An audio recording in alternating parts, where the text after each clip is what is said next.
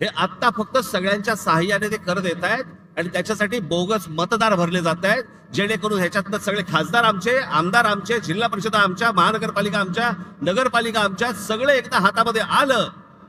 तुम्ही काय करणार आहात? नंतर काय करू शकता तुम्ही? नंतर काही नाही. एकदा हाताबंद गेलं, जमीन एकदा हाताबंद गेली परत येत नाही. आणि जमीन हेच तुमचं अस्तित्व आहे. ते एकदा हाताबंद गेलं, त्याच्यासाठीची ही सगळी रचना आहे.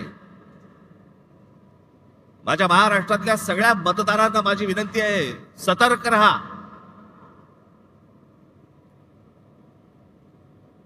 आणि म्हणून मी तुम्हाला आज सर्व यादी प्रमुखांना इथे जे मी बोलवलंय, सगळ्या गोष्टी टप्प्याटप्प्याने होणार, बरोबर होणार.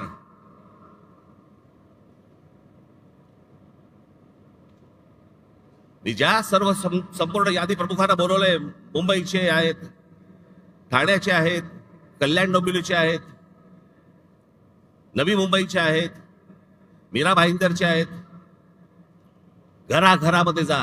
माझी मतदारांनाही माझी विनंती आहे की आमचे लोक ज्यावेळेला येतील, इतर सहयोगी पक्षांचे पण लोक ज्यावेळेला येतील, त्यांना सहकार्य करा.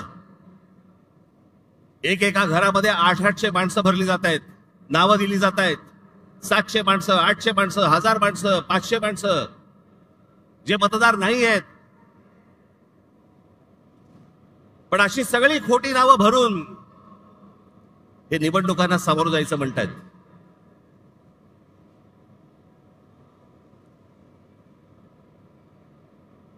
हे ज्या निवडणुका घ्यायचं म्हणतायत ना, हे जोपर्यंत ही मतदार यादी पूर्णपणे स्वच्छ होत नाही,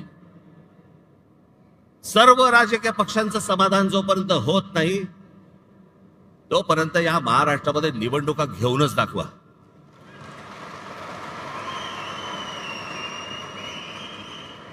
या महाराष्ट्रातल्या निवडणुका शांततेने पार पाडायच्या असतील, पहिली ती मतदार यादी स्वच्छ करा. जो मतदार आहे त्याचा आदर करा.